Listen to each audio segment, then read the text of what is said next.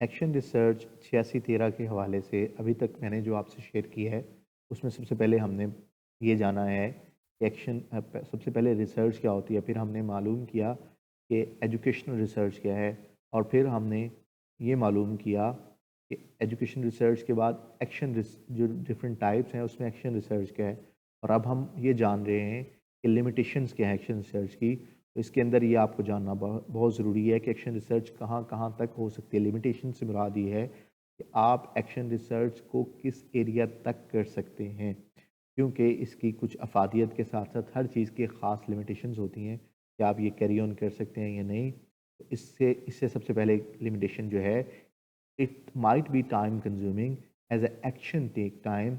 हमेशा ये होता है कि जब आप बात कर रहे होते हैं तो इसमें इतना टाइम नहीं लग रहा होता, लेकिन जैसे हम आपको रिसर्च पढ़ा रहे हैं और एक्शन रिसर्च का बता रहे हैं तो ये इतना टाइम नहीं लग रहा, लेकिन जब आप कंडक्ट करने जाएंगे तो आपको 1 महीना 2 महीने लग सकते हैं। तो ये एक्शन रिसर्च आपकी टाइम कंज्यूमिंग है। It is conducted in a single context, ये ख़ास बैकग्राउंड के साथ हो रही होती है, और इसके अगेंस्ट आप कुछ लिमिटेड सा काम ही कर सकते हैं, लाइक एक प्रॉब्लम को एट अ टाइम सॉल्व कर सकते हैं। Findings of action research are on typically in specific classroom of school। Action research की जो फाइंडिंग्स हैं किसी एक ख़ास क्लासरूम और एक ख़ास स्कूल के तहत होती हैं, तो लिहाजा आप इसको जेनेरिक नहीं कर सकते हैं कि हर स्टूडेंट की कुछ यूनिक क्वालिटीज़ होती हैं, हर इदारे की कुछ मसाइल होते हैं, तो आप इसको जनरलाइज नहीं कर सकते। Result could be different in different classroom, different are and languages.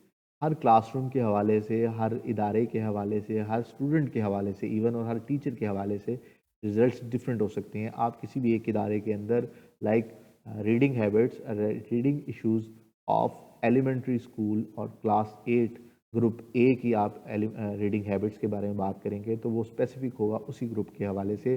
उसके रिजल्ट की बेस के ऊपर आप दूसरे ग्रुप को कंक्लूड नहीं कर सकते कि क्योंकि क्लास 8 के ए सेक्शन के रिजल्ट्स ये आए हैं कि उनकी रीडिंग हैबिट्स इससे इम्प्रूव हुई हैं। आप ये नहीं कह सकते कि ये रीडिंग हैबिट्स क्लास बी की भी इम्प्रूव हो सकती हैं जब तक आप कंडक्ट नहीं करेंगे। It is more localized, so it results may be utilized by others are questionable।